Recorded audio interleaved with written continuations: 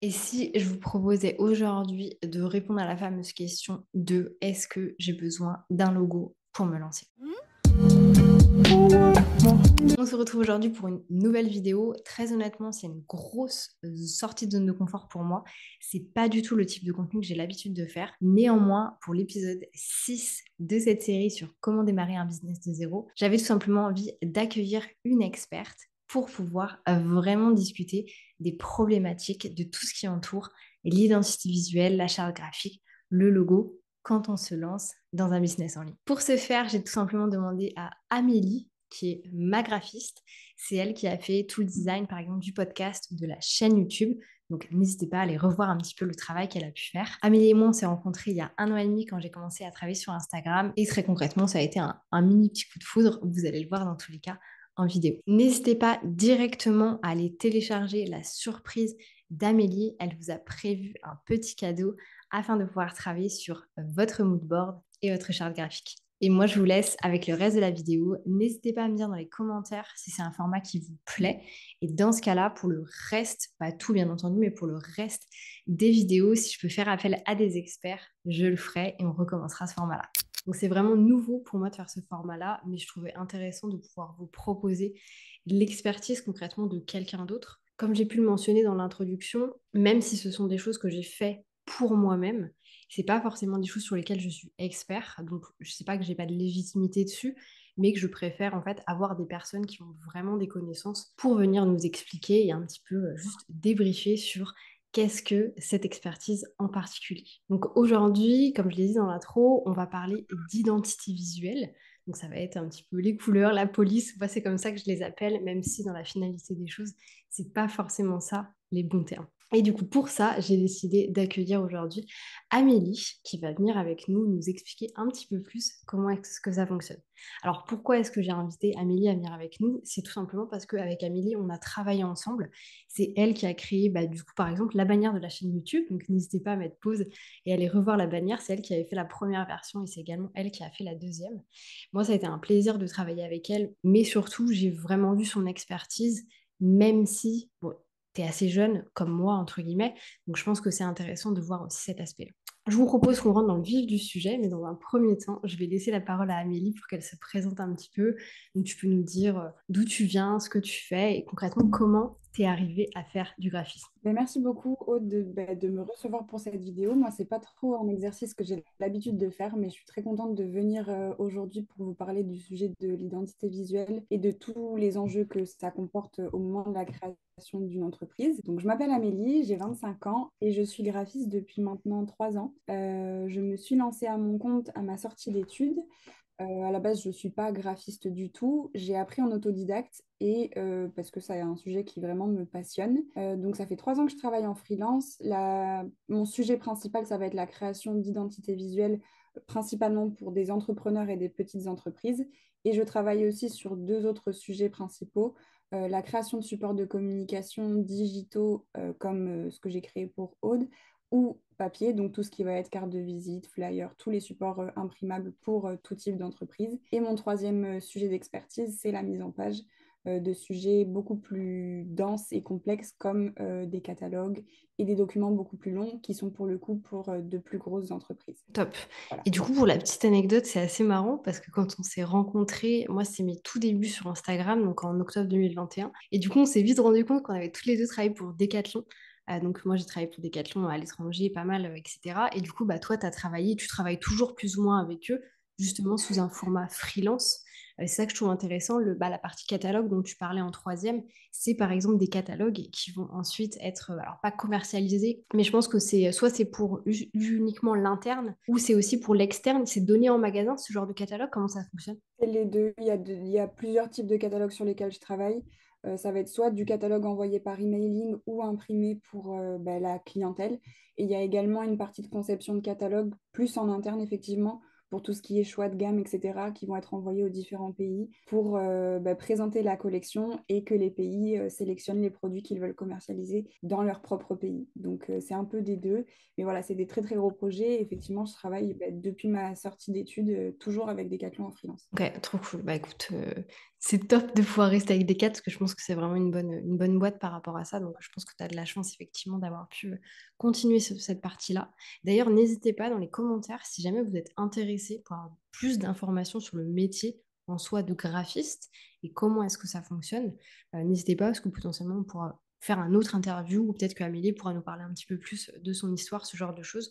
Donc voilà, n'hésitez pas à nous mettre ça dans les commentaires. Pour revenir du coup sur l'axe d'aujourd'hui, c'est-à-dire vraiment la partie identité visuelle, que moi je vais avoir malgré moi tendance à appeler charte graphique, je pense par erreur. J'ai l'impression que charte graphique, c'est plus tout ce qui va être les polices, etc. Alors que l'identité visuelle, c'est vraiment toute l'identité visuelle en fait d'une société ou d'un entrepreneur. Comment est-ce que toi tu le définis? Parce que je pense que c'est important de commencer par là. Comment est-ce que tu définis l'identité visuelle? Qu'est-ce que ça représente? On va commencer par faire ça, faire peut-être le distinguo entre les deux termes, comme ça sera fait une bonne fois pour toutes. Carrément. La charte graphique, en fait, c'est un document qui résume l'identité visuelle. C'est un document d'entreprise qui est surtout utile dans les très grosses entreprises Mhm. pour permettre en fait d'appliquer de manière uniforme sur tous les supports de communication l'identité visuelle de l'entreprise. Donc effectivement, c'est un document PDF qui peut aussi être imprimé, qui va reprendre toutes les règles d'utilisation. C'est un document qui résume les règles. Donc, on va retrouver notamment tous les éléments qui auront été créés et à utiliser dans l'identité visuelle de l'entreprise. Et c'est aussi des règles d'utilisation, par exemple, utiliser telle typographie en telle taille pour les titres, etc. Voilà, c'est un guide, en fait, qui va être à destination du public interne et externe et qui va permettre à une personne qui ne connaît pas l'identité visuelle de l'entreprise de pouvoir l'utiliser sur les supports de communication au moment où elle va travailler dessus. Donc ça, Ok. c'est la charte graphique. C'est un document qui résume l'identité visuelle. Et l'identité visuelle, c'est en fait tous les codes visuels qui vont permettre de rendre l'entreprise identifiable. Donc c'est tout ce qui va représenter l'entreprise en question. Ça peut être les logos, ça peut être des variations de logos. Ça comprend également beaucoup de choses. Ça dépend vraiment du type d'entreprise, de la taille de l'entreprise. Ça Ok. comprend les polices de typographie, les couleurs, ça peut être des motifs, des textures, tous les éléments qui reviennent de manière récurrente dans les codes visuels de l'entreprise et qui vont lui permettre oui, de véhiculer son message et de se rendre identifiable auprès de sa cible. Ok. Parce que du coup, ça, c'est vrai que moi, c'est quelque chose dont je parle beaucoup, ce côté différenciation, qu'on arrive vraiment. Alors, enfin, du coup, de mon point de vue à moi, c'est qu'il y a la partie différenciation et il y a aussi la partie, alors, pas facilité, mais il y a certaines identités visuelles, je trouve, alors un peu moins maintenant, mais quand je suis arrivée sur les réseaux, c'est très dur à lire, on n'arrive pas à voir ce qui se passe. Je trouve que le but de l'identité visuelle, c'est aussi de pouvoir rendre un petit peu la communication peut-être plus fluide. Donc il y a ce côté différenciation, il y a ce côté de rendre fluide. Et effectivement, pour moi, la différenciation, elle est très importante dans le sens où, suivant les identités visuelles qui ont été créées, on peut ressentir après qui a été la personne à le faire. Moi, je trouve que, par exemple, c'est un truc que j'ai l'impression d'avoir bien réussi. C'est que c'est un des retours que j'ai eu de personnes, c'est quand moi je poste personnellement sur Instagram, les gens m'ont dit, en fait, on voit tout de suite que c'est toi. Ah oui. Parce qu'il y a ton code couleur, parce qu'il y a ta manière de faire, il y a la manière aussi, je pense, à l'intérieur de l'identité visuelle. Comme tu disais, il y a des tailles pour les titres, les sous-titres, mais il y a aussi des manières de le mettre en place sur un support de communication pour avoir du coup bossé avec Decathlon. On avait une charte graphique Decat. C'est vrai qu'il y a des endroits spéciaux où il fallait mettre les éléments, que ce soit des éléments pictogrammes, les éléments textuels, etc. Et je pense qu'il y a cette chose-là, en fait, qui ressort vachement.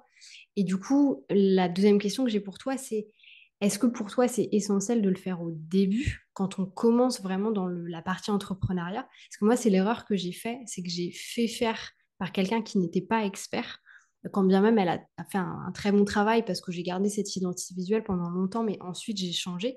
Comment est-ce que toi, tu le perçois? Est-ce que tu penses que c'est important d'avoir vraiment une bonne réflexion par rapport à ça, que ce soit au niveau du logo ou des couleurs, ce genre de choses pour la différenciation, justement? Je pense que c'est important de le faire dès le début parce qu'en fait, sans identité visuelle, on a effectivement une communication qui va être très éparpillée. C'est ce que tu disais dans toi, ta communication, et je pense que je te l'ai déjà dit, ou si je ne te l'ai pas dit, en tout cas, je le pensais. Quand tu es arrivé sur Instagram, tu avais quelque chose effectivement de très différent de ce qui se fait classiquement, et ça t'a permis d'énormément te démarquer et d'avoir une identité qui t'était propre, qui te ressemble et qui ressemble à aucune autre personne. Au-delà de ça, au-delà du fait que ça te ressemble, l'autre point hyper important et qui fait que c'est nécessaire d'avoir une identité visuelle le plus tôt possible, c'est que tu as toujours utilisé les mêmes codes, même si je sais que tes typographies ont aussi changé au fur et à mesure du temps. Mais l'important, c'est pas de ne dire ne jamais changer, mais c'est de toujours continuer à utiliser les mêmes éléments, c'est-à-dire se fixer sur certaines typographies, certaines couleurs et les utiliser de manière continuelle. Parce qu'en fait, le fait de répéter les codes que l'on utilise, ça permet d'habituer les personnes qui voient notre contenu à notre identité et ça va créer de la mémorisation, ainsi que de la préférence, mais ça, c'est un autre sujet. Donc l'important et l'intérêt d'avoir une identité visuelle, c'est le fait en fait de pouvoir appliquer une cohérence, de pouvoir répéter tous ces codes pour que votre cible puisse se dire, OK, ces couleurs-là, c'est Aude. OK, cette typographie-là, c'est Aude. Et avec toi, ça marchait hyper bien parce que vu que c'est des couleurs qu'on voit peu, on a tout de suite vu que ces couleurs-là, elles étaient liées à ton identité visuelle. C'est la raison pour laquelle, oui, moi, je dirais qu'il faut le plus tôt possible définir des codes que l'on va suivre sans que ce soit forcément très, très complexe. Ça, on pourra en reparler un tout petit peu plus tard. Il n'y a pas besoin forcément que ce soit quelque chose de ultra, ultra travaillé, mais par contre, la base à respecter, et ça dès le début si possible, c'est de définir des codes qui vont revenir de manière récurrente parce que pour moi, il n'y a rien de pire que, par exemple, un compte Instagram qui va utiliser un jour une sorte de visuel et le lendemain une autre et le lendemain une autre parce qu'en fait, il n'y a pas de cohérence et on voit pas, il n'y a pas d'histoire qui se raconte déjà entre les différents visuels et surtout, on n'associe pas certains éléments du coup à l'entreprise et ça ne permet pas de la reconnaître et de la garder en mémoire. Carrément. Et du coup, je trouve que c'est hyper intéressant parce que, à mon avis, il y a plusieurs axes du coup à prendre par rapport aux identités visuelles. Moi, je sais que j'ai des polices extrêmement faciles à lire. C'est voulu pour que justement l'information aille très vite. Par contre, j'ai des couleurs assez flashy pour un petit peu, c'est mon élément de différenciation. Et j'utilise à l'intérieur de mon identité visuelle aussi, bah, maintenant, par exemple, vu que je suis passée sur une partie un peu plus productivité, donc ce petit cerveau que j'utilise, que je mets un petit peu partout, etc. Donc ça, je pense que c'est intéressant aussi à voir. Après, ça ne veut pas dire qu'il faut absolument aller sur des couleurs hyper flashy. Au contraire, on peut aussi aller sur quelque chose de plus sobre, mais du coup, peut-être jouer un peu plus avec les polices.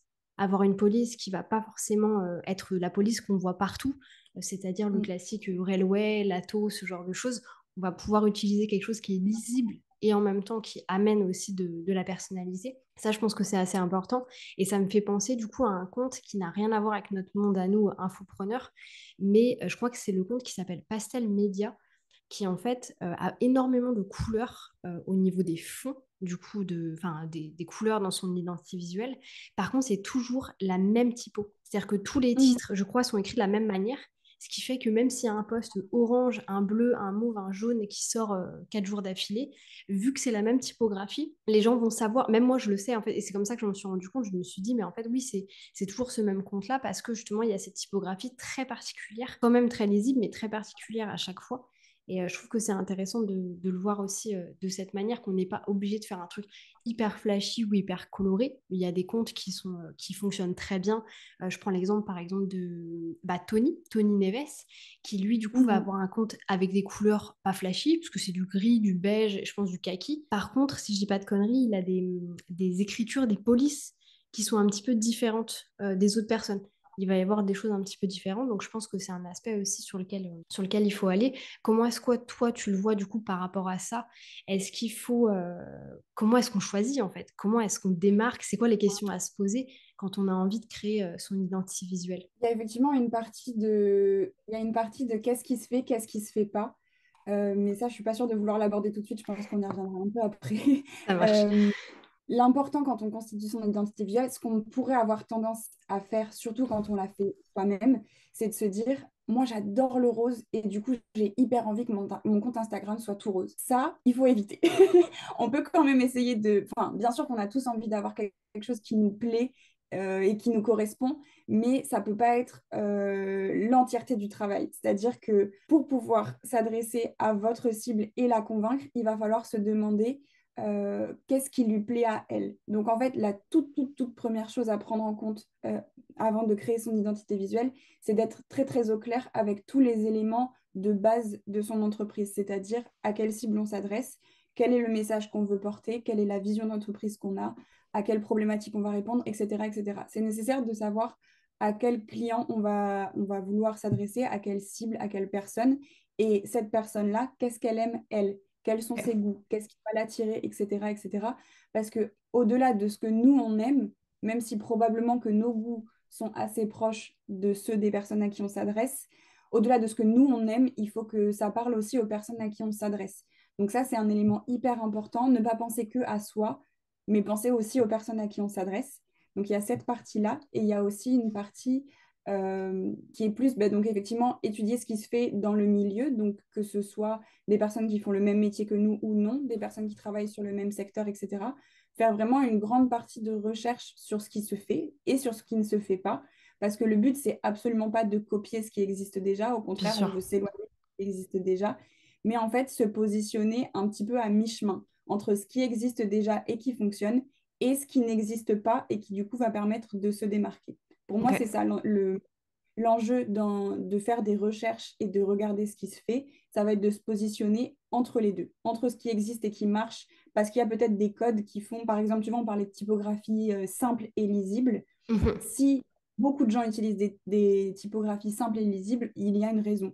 Donc, peut-être que c'est quelque chose qu'il va falloir que je garde dans l'identité visuelle que je vais vouloir faire. Par contre, si beaucoup de gens, je sais que par exemple, il y a une grosse mode, il y a eu une grosse mode d'utilisation de couleurs très nude, très pastel, etc., etc. Ça existe déjà. Et donc, on peut se dire effectivement comment je fais pour me démarquer, tout en pensant bien du coup au goût de notre cible, à qu'est-ce qu'elle va aimer, etc. Et à qui je suis moi, qu'est-ce que j'ai envie de faire passer comme message.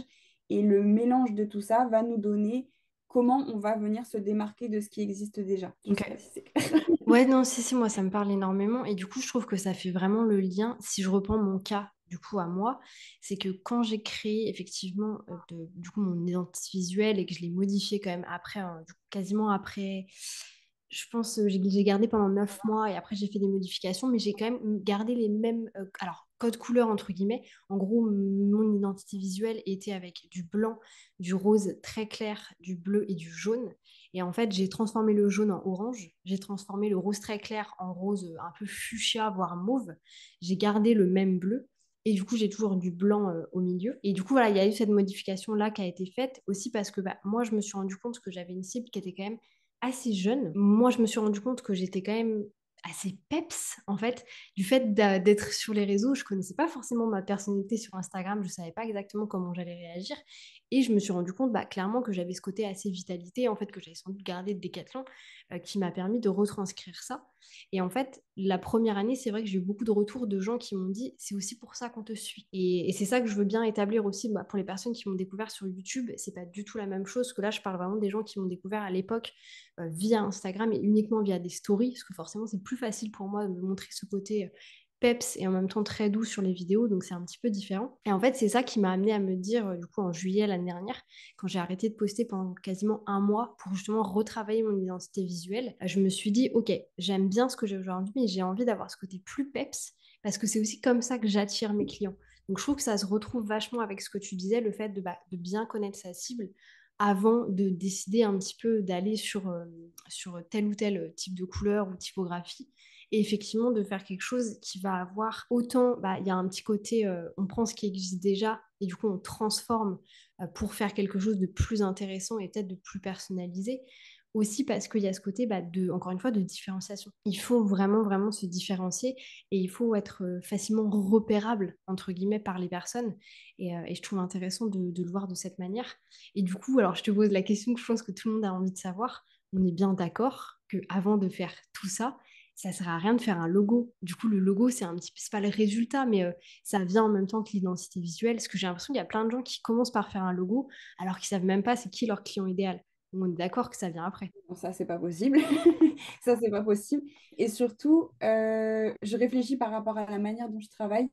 Et moi, techniquement, quand je travaille avec mes clients, la première partie, c'est pas le logo. Donc, effectivement, la première partie, c'est donc de la prise de connaissances et d'informations sur l'identité de leur entreprise pour apprendre à les connaître, etc., etc. Donc, ça correspond à la partie définir les bases, etc., etc. Et après, à la suite de ça, avant de passer à de la création de logo, donc il y a les recherches dont je parlais tout à l'heure, l'étude de la concurrence, et il y a une partie où juste on définit ensemble l'univers visuel qui va se dégager, donc les couleurs et des styles de typographie. Et ça, c'est Mhm. avant de créer le logo. Donc Ok. effectivement, le logo, c'est une résultante de ce qu'on a défini auparavant.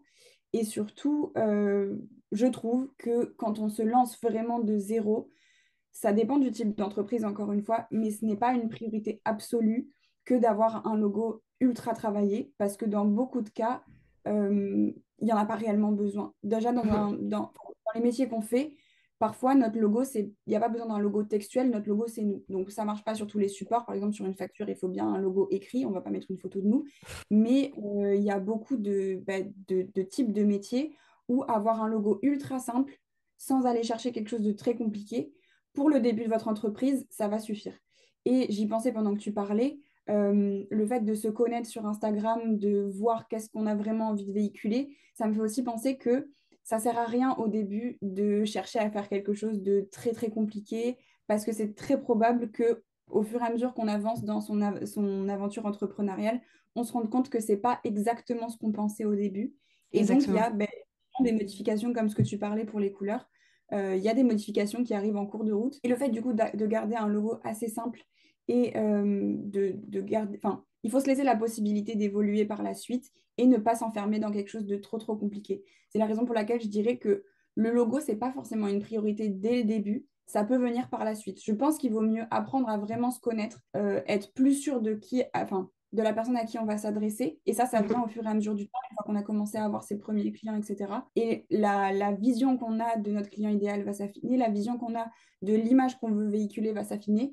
Et je pense que enfin, à moins d'être sûr dès le début, mais quand on a envie de faire les choses très bien dès le début, c'est le risque que, comme toi, parce que moi, c'est exactement pareil, hein, 9 mois après ma création d'entreprise, j'ai totalement refait mon identité visuelle et je l'ai refait encore une fois 1 an après. C'est un problème de graphiste, je pense que beaucoup se reconnaîtront dans ce que je dis, mais c'est quelque chose qu'on connaît tous, en fait, ce besoin de changement et d'ajustement par rapport à l'évolution que prend aussi notre entreprise. Donc, en fait, il faut se laisser la possibilité de changer. Et je trouve que quand on n'est pas sûr au début, c'est dommage d'y passer trop de temps, de vouloir quelque chose de trop compliqué, etc. Alors que potentiellement, derrière, on aura des modifications à faire dessus. Carrément. Et du coup, je trouve que c'est intéressant de voir ce côté évolutif. Moi, c'est quelque chose sur lequel je travaille beaucoup, par exemple, avec tout ce qui va être la vision, ce genre de choses d'entreprise, donc pour le développement d'entreprise. Et c'est vrai que c'est quelque chose d'évolutif, même s'il y a une base qui reste plus ou moins toujours la même, parce que la vision écrite via le pourquoi, etc., c'est quelque chose qui évolue avec le temps. Et bah, par exemple, pour casser un petit peu ce truc-là de j'ai envie que tout soit parfait au début, parce que moi, comment dire, je travaille avec beaucoup de gens qui sont très perfectionnistes. Et du coup, ils veulent vraiment que ce soit parfait et ils vont pas commencer tant que le truc est pas parfait. C'est de prendre un petit peu aussi les grosses entreprises. Regardez le logo d'Apple, de Google, de Decathlon même. Des années plus tard, alors en soi, Decat n'a pas trop changé, mais il y a certaines boîtes qui ont énormément changé justement de leur logo, alors que c'est beaucoup plus dur quand on est extrêmement connu. Enfin, je veux dire, je crois qu'il y a même une période, j'ai plus la marque en tête, je pense pas que c'était Apple, mais qui avait créé un logo, ça n'avait pas plu, tu vois, les gens étaient là, genre, ah non, ça plaît Je suis pas, c'est revenue moche, dessus. etc. Et du coup, ils avaient rechangé pour un truc beaucoup plus simple. Je me demande si c'est pas Apple en plus. Mais tout ça pour dire que effectivement, c'est pas grave si c'est pas parfait tout de suite. Donc encore une fois, il vaut mieux faire que de ne pas faire parce que ça va vous permettre dans tous les cas d'avancer et vous allez vous rendre compte justement au bout de quelques années ou quelques mois, bah tiens, je préfère ça, je préfère ça. Tiens, j'ai vu ça aussi sur telle ou telle chose, ça m'intéresse, j'aimerais bien me différencier, peut-être faire quelque chose de différent. Et c'est là que ça va permettre aussi ouais, encore une fois, de trouver sa différence. Parce que je sais que moi, j'ai vu beaucoup de comptes passer ces derniers temps aussi. En fait, on ne sait même pas que c'est eux, tellement c'est pareil que d'autres personnes. Je ne citerai pas les personnes ici, mais vraiment, j'ai vu des gens beginners, je dirais, du coup, dans leur début entrepreneuriat, c'est leur première année, reprendre exactement les codes d'identité visuelle de gros comptes, c'est dommage, quoi. C'est vraiment dommage. Et déjà, ça se fait pas, effectivement, comme tu le disais, hein. On peut s'inspirer, mais on ne copie pas ce qu'ont fait les personnes. Mais du coup, il y a ce côté de différenciation, je trouve, qui est vachement cassé. Et en fait, on ne voit même pas la différence entre les personnes, quoi. Je sais pas si tu avais vu, je crois que c'est des stories qu'elles avaient fait, Julie et Julia de I Don't Think. Elles avaient mis à un moment un message du style non, je ne vous donnerai pas ma typo parce qu'en fait, c'était vu que c'est un compte référent, il y a énormément de gens qui se mettaient à utiliser la typographie qu'elles utilisent, la typographie manuscrite qu'elles utilisent dans leur identité visuelle. Et carrément, elles étaient obligées de dire mais non, on va plus vous la donner parce qu'en fait, tout le monde la prend. Donc effectivement, ouais, il y a ce phénomène de vouloir copier les gros comptes et ça, enfin, par rapport à tout ce qu'on vient de dire depuis le début, c'est vraiment pas l'objectif. C'est L'objectif, c'est clair. d'avoir quelque chose qui vous ressemble, qui vous correspond, qui véhicule le message que vous avez envie de revendiquer. Et c'est pas parce que sur un gros compte, enfin sur plein de gros comptes même que vous connaissez, que vous aimez, que vous trouvez sympa à voir, etc. C'est pas parce que ça fonctionne pour eux que ça fonctionnera pour vous. Au contraire, de ressembler à d'autres gens, ça permet pas du tout de se démarquer. Donc, c'est vraiment quelque chose que je recommande pas. Et il vaut mieux trouver ses propres goûts et les choses qui vont ressembler à votre entreprise et au message que vous avez envie de transmettre plutôt que de copier ceux de quelqu'un d'autre que vous n'aurez pas forcément en plus. Complètement. Non, je suis complètement d'accord avec ça. Après, je pense qu'effectivement, c'est difficile quand on se lance et aussi pour les personnes qui ont des gros comptes. Je pense par exemple à Basic Coaching aussi, Laurie, qui il y a plein de fois où j'ai revu des posts, ce n'était pas elle et c'était les mêmes typographies, c'était la même manière de créer les posts visuellement parlant aussi au niveau de la manière dont étaient gérées les marges, les dessins, ce genre de choses. C'est juste pas cool parce qu'en plus on va même pas vous remarquer du coup, c'est que parfois on va se dire ah ce poste là est trop bien en pensant que c'est par exemple Basic Coaching qui l'a fait alors que c'est pas du tout elle, ça va être une autre personne. Donc effectivement je pense que la différenciation est extrêmement intéressante quoi. Trop cool tout ce que tu nous as dit, pardon, il y a eu énormément de choses par rapport à ce qu'on a discuté. Donc d'après toi, s'il y a un truc à retenir de tout ce qu'on vient de se dire, qu'est-ce que c'est pour vraiment le beginner qui là, a envie de créer son identité visuelle, c'est quoi le truc à retenir? Pour moi, le plus important, c'est de bien garder en tête que votre identité visuelle, elle doit vous ressembler et surtout, elle doit être stratégique. C'est-à-dire qu'elle ne doit pas être faite selon vos goûts personnels. Elle doit être faite par rapport à ce que vous allez vouloir véhiculer. Et ça, du coup, je ne l'ai pas encore dit alors que c'est hyper important, mais un peu logique.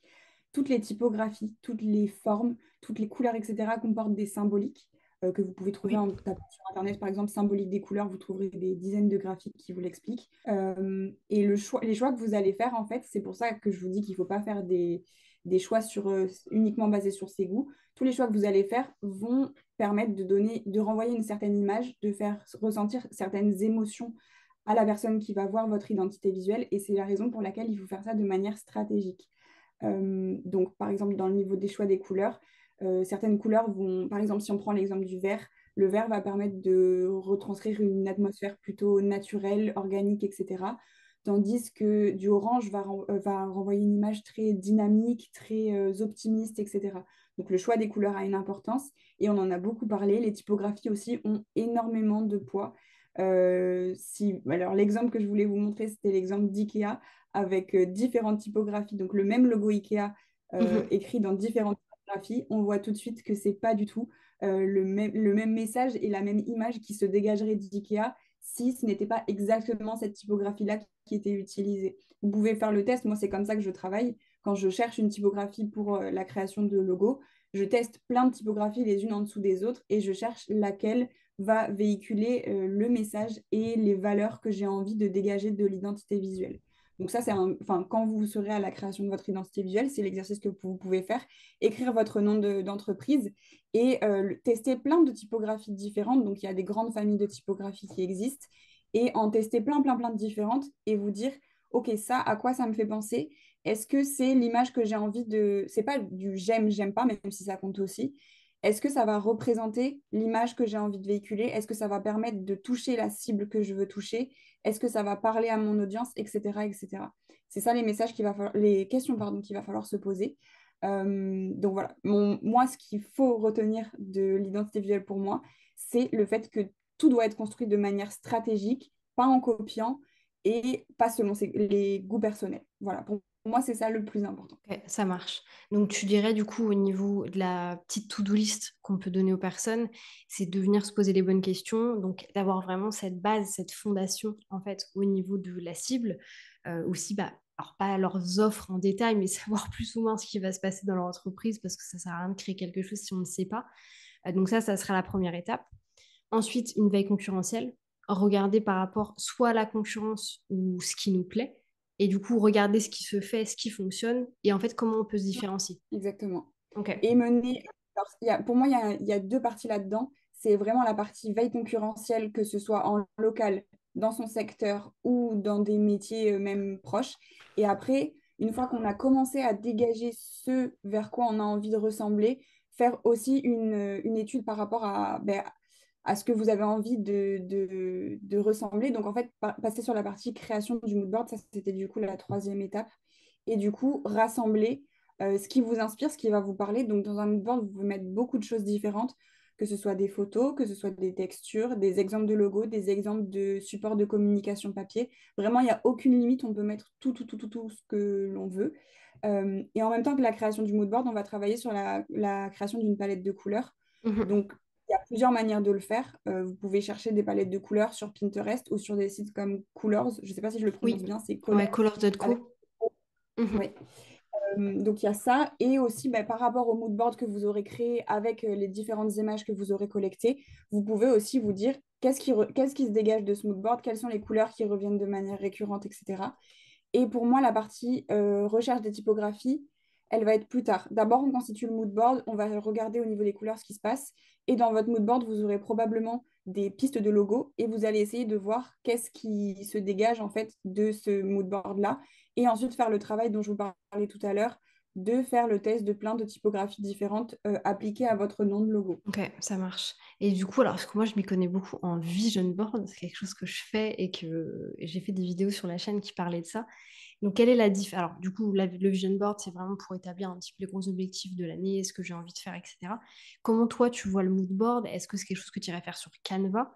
Est-ce que c'est quelque chose, moi, je pense à Pinterest, par exemple, j'aurais pris des images Pinterest, je les aurais mis sur Canva. Comment est-ce que tu vois cette partie-là? Ça peut vraiment être fait de plein de manières différentes. En réalité, il n'y a pas réellement d'importance. Moi, je l'ai fait sur Illustrator parce que c'est mon logiciel de création, mais sur Canva, c'est tout à fait possible. Ce que je vais faire, c'est qu'en lien de la vidéo, on vous mettra un petit template dans lequel vous pourrez glisser les images que vous aurez collectées pour Top. créer le mood board de création de votre identité visuelle. Donc, ça peut être fait sur Canva, simplement en glissant des images à l'intérieur d'un document. Ça peut aussi juste être de créer sur Pinterest un tableau et d'enregistrer toutes les épingles qui vous parlent par rapport à l'identité visuelle et à ce à quoi vous avez envie de ressembler. Moi, personnellement, je fais mes recherches sur Pinterest et sur d'autres médias parce que je trouve que c'est intéressant de croiser différentes sources sur Instagram, sur Behance, sur Google et même quelque chose qui est pas mal, c'est quand même aussi de sortir de chez soi, de regarder s'il y a d'autres gens qui font la même chose, le même secteur que vous, etc. Et regarder bah, qu'est-ce que eux ils ont fait, Ok. qu'est-ce qui vous plaît, etc. Et après, moi, je fais pas mon mood board sur Pinterest, je fais juste de la collecte et après, je redistribue à l'intérieur de mon mood board. Et pour moi, le mood board, c'est quelque chose que vous pouvez garder toute la vie, entre guillemets, même si moi, je ne me réfère pas aux mood boards sur lesquels j'ai travaillé auparavant. C'est plus ce que vous avez besoin de garder avec vous au moment où vous allez faire la création de votre identité visuelle. Gardez en tête à quoi vous avez envie de ressembler. Et même sur un mood board, moi, personnellement, ce que je fais, c'est que j'inclus également des mots, les mots-clés, en fait, de ce que j'ai envie de dégager au niveau de mon Ok. identité visuelle. Ça peut être des valeurs, ça peut être des adjectifs qui correspondent à la personnalité de votre marque. En fait, c'est vraiment les mots qu'il faut que vous gardiez en tête. Et au moment où vous faites la création de votre identité visuelle, vous posez la question de, OK, mon identité visuelle, si c'est ça, est-ce qu'elle va bien correspondre aux mots que j'avais listés? Est-ce que ça retransmet bien ses émotions, ses sentiments, ses valeurs, etc. Ok, super intéressant. Du coup, la partie justement sur le vocabulaire à utiliser, parce que c'est vrai que moi, c'était quelque chose que j'avais utilisé quand j'avais créé mon identité visuelle. Donc, pour la petite anecdote, je l'ai faite avec Fiona Piccoli, qui est du coup coach business et Instagram sur Instagram. Et pour la deuxième anecdote, c'est que Fiona Piccoli, un de ses mots qui ressort beaucoup, donc elle a fait beaucoup d'études avec son audience, elle leur a vachement demandé à sa famille, aux gens autour d'elle, donc vraiment des gens un petit peu externes et des gens très internes. Et le mot qui est beaucoup ressorti, c'est le mot pétillante. Elle avait une personnalité qui était pétillante. Et en fait, je trouve que ça se ressent bien aussi sur son contenu, de par les couleurs qu'elle a pu choisir, les typographies qu'elle a pu choisir, la manière aussi dont elle va communiquer. Donc ça, je pense que c'est intéressant, effectivement, d'avoir un petit peu ce vocabulaire, de voir ce qu'on a envie de faire ressentir. En fait, moi, je sais que le côté très énergétique, vital, pour moi, était essentiel. Et bah, comme tu l'as dit, le orange, par exemple, va être une couleur qui ressort peut-être un petit peu plus que les autres. Après, du orange, il y en a des millions. Mais voilà, ça dépend un petit peu des types de couleurs qu'on va choisir. Mais non, non, c'est hyper intéressant de le voir comme ça. Et puis, ça permet vraiment d'avoir un petit peu des étapes pour le faire. Est-ce que tu as envie de rajouter autre chose? Quelque chose qu'on n'a peut-être pas mentionné, parce qu'on est un peu, pour vous expliquer, hein, c'était parti sur des questions bien spécifiques, mais bon, c'est plus parti sur une conversation. Donc, est-ce que tu as envie de rajouter certaines choses par rapport à tout ce qu'on a dit? Bah écoute, non, j'ai pas grand-chose d'autre à ajouter. Je pense qu'on a vu pas mal des sujets que je voulais aborder aujourd'hui, donc c'est plutôt cool. Je suis très contente d'avoir fait cette vidéo avec toi et j'avais envie d'offrir un petit cadeau en plus du mood board donc, dont j'ai déjà parlé, du template de mood board. J'ai aussi préparé un petit template de charte graphique Alors une charte graphique vraiment ultra simplifiée que vous allez pouvoir utiliser. Donc pareil, ça va être accessible et modifiable sur Canva pour que vous puissiez en fait, une fois que vous aurez créé votre identité visuelle, venir y intégrer tous vos éléments et retrouver sur un même document l'ensemble de l'identité visuelle de votre entreprise, que ce soit le logo, les logos s'il y en a plusieurs, les icônes si vous en avez, les couleurs avec les références des couleurs et les typographies, ce qui vous permettra à vous d'avoir tout au même endroit et de toujours tout retrouver pour suivre à la lettre votre charte graphique sur tous vos documents de communication. Et vous pourrez également le partager autour de vous si vous êtes amené à travailler avec des prestataires qui ont besoin de votre identité visuelle. Trop bien, parce qu'en plus, moi, je sais que c'est un des premiers trucs que je demande avec les gens avec qui je travaille au niveau de la prestation de service, que ce soit pour des espaces notions qui sont personnalisés ou alors des pages de vente, pages de capture sur système.io, c'est qu'ils m'envoient justement ce document avec tout à l'intérieur. Moi, je fais une copie, je le mets souvent sur une première page pour pouvoir Mhm. après prendre les codes couleurs, etc. avec la petite pipette, ce genre de choses. Et effectivement, c'est hyper pratique et je pense que c'est essentiel et ça permet vraiment, enfin, moi, j'aime bien dire ça, mais valider un petit peu les choses. Et comme on l'a Ah oui, dit, c'est que c'est tout va ciblé, être on y touche. évolutif. Exactement, on le fait, on y revient plus, c'est validé. Et après, bah, on part du principe que voilà, c'est ça la charte graphique, même si ça évolue peut-être quelques mois plus tard. Mais au moins, du jour au lendemain, on ne vient pas changer un post avec Mhm. une typographie, une autre typographie. Si on fait un site web, on ne vient pas mettre 35 typographies. On garde vraiment les 3, 4 maximum typos qu'on a pu décider. Donc, ouais, bah écoute, merci beaucoup pour ça. Je pense que c'est hyper intéressant. Sur cette chaîne, moi, j'aime bien donner des trucs. Donc, c'est cool de pouvoir aussi leur permettre d'avoir accès à ce genre de choses, de pouvoir vraiment commencer à travailler sur leur identité visuelle avec le mood board et ensuite de valider un petit peu les choses avec leur charte graphique. Donc, bah écoute, merci beaucoup, Amélie. C'était un plaisir. Donc, je sais que c'était un peu de sortir de ta zone de confort. C'était la première fois que Oui. tu faisais ce genre de choses. Ça s'est très bien passé. Donc, parfait là-dessus. Merci aux personnes qui seront restées jusqu'à la fin de la vidéo. Et puis voilà, c'est tout pour moi. Je te laisse faire un petit mot de fin et puis après on sera. Donc, moi, je pense que j'ai tout dit. Je suis très contente de comment cette vidéo s'est passée. J'espère que ça va vous aider, que ça va vous avoir parlé et que vous y verrez un peu plus clair au sujet de l'identité visuelle. Si jamais vous avez des questions, Aude mettra sûrement quelque part mon compte Instagram et mes coordonnées. N'hésitez pas à m'écrire, c'est toujours avec grand plaisir. Je suis une grande pipelette, j'adore parler. Donc voilà, si vous avez des questions, n'hésitez pas à m'écrire et à me contacter. Il n'y a aucun souci. Cool. Et ben écoute, merci beaucoup. Dans tous les cas, je mettrai toutes les informations en barre de description. Et moi, je vous laisse avec la conclusion de cette vidéo. Merci à tous d'avoir pris le temps de regarder du coup ce format un petit peu interview avec Amélie. J'espère que ça vous aura plu. Encore une fois, n'hésitez pas à me dire votre feedback dans les commentaires. C'est extrêmement important pour moi de comprendre si le format vous a plu, si vous avez peut-être des pistes d'amélioration. Donc surtout, n'hésitez pas. Encore une fois, n'hésitez pas également à télécharger la petite surprise que Amélie vous a prévue dans la barre d'infos. Sur ce, moi je vous dis tout simplement de vous abonner, me mettre un petit like et un petit commentaire. Comme d'habitude, ça aide beaucoup la chaîne à se développer et ça me fait extrêmement plaisir. Je vous souhaite bonne journée, bonne matinée, bonne soirée, peu importe quand est-ce que vous allez regarder cette vidéo et je vous dis à bientôt pour un nouvel épisode.